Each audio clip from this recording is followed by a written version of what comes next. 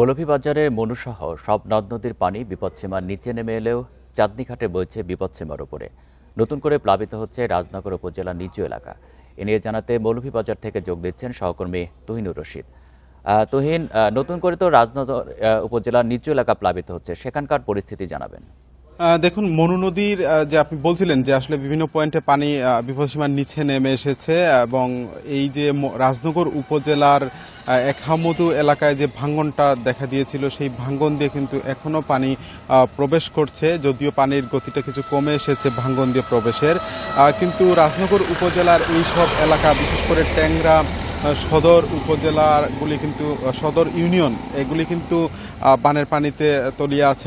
এখনো বাড়িঘর রাস্তাঘাটে কিন্তু পানি আছে এবং এই পানিগুলি সাধারণত আপনার কুশিয়ারা যে বিদ্যুৎ এলাকা, বিশেষ করে কাউয়াদিঘি হাওর, এই কাউয়াদিঘি হাওরে কিন্তু পানিগুলি গিয়ে নামছে এবং কাউয়াদিঘি হাওর অঞ্চলের যেগুলি উপরি এলাকা আছে সেগুলি কিন্তু পানি বৃদ্ধি পেয়ে সেগুলো তলিয়ে যাচ্ছে, যার ফলে ওইসব এলাকায় জলাবদ্ধতা তৈরি হবে। কারণ কুশিয়ারা নদী বিপদসীমার কাছাকাছি দিয়ে কিন্তু বইছে এবং কুশিয়ারা নদী ধরে এই পানিটা নেমে যাওয়ার কথা, কিন্তু কাউয়াদিঘি হাওর পানি ভরাট হয়ে কিন্তু ওইসব এলাকা তলিয়ে যাচ্ছে, এমনটি কিন্তু আমরা দেখেছি।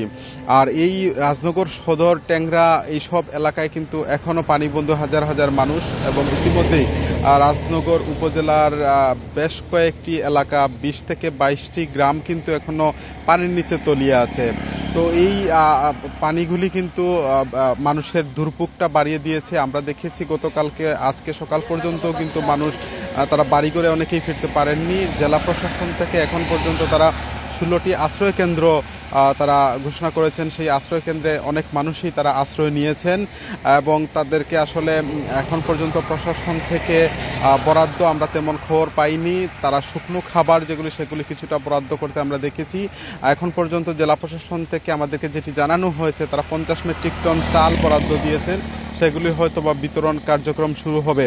আর বন্যা দুর্গত মানুষের আসলে এখানে যে মানুষগুলি আছে তারা বলছেন যে হঠাৎ করে পানি আসার ফলেই কিন্তু তারা তাদের যে ঘরের বা বাড়িঘরের জিনিসপত্র সেগুলি নিয়ে কিন্তু তারা শুকনো জায়গায় আসতে পারেননি, যার ফলে ক্ষতিগ্রস্তের সংখ্যা কিন্তু বাড়ছে। আরেকটি বিষয় হচ্ছে, এই মুহূর্তে আসলে প্রচুর, আপনি জানেন যে আমনের চারা রোপণ করেছিলেন কৃষকরা, যার ফলে এই বিস্তীর্ণ এলাকায় আমনের চারা কিন্তু পানিতে তলিয়ে গেছে, যার ফলে কৃষকরা কিন্তু একটা দুশ্চিন্তার মধ্যে রয়েছেন তাদের এই চারা বিচরাগুলি হারিয়ে পানির নিচে তলিয়ে যাওয়ার কারণে। তো সব মিলিয়ে এই মুহূর্তে মৌলভীবাজারে বন্যা পরিস্থিতি আসলে একদিকে কিছুটা পানি কমছে, আবার অন্যদিকে সেই পানিগুলি কিন্তু গিয়ে কাউয়াদিঘি হাওর এলাকা তলিয়ে যাচ্ছে। তো কাউয়াদিঘি হাওর এলাকার মানুষ কিন্তু নতুন করে আবার বন্যার পানিতে নিমজ্জিত হচ্ছেন। এই ছিল আসলে মৌলভীবাজার থেকে আমার কাছে বন্যা পরিস্থিতির সর্বশেষ তথ্য।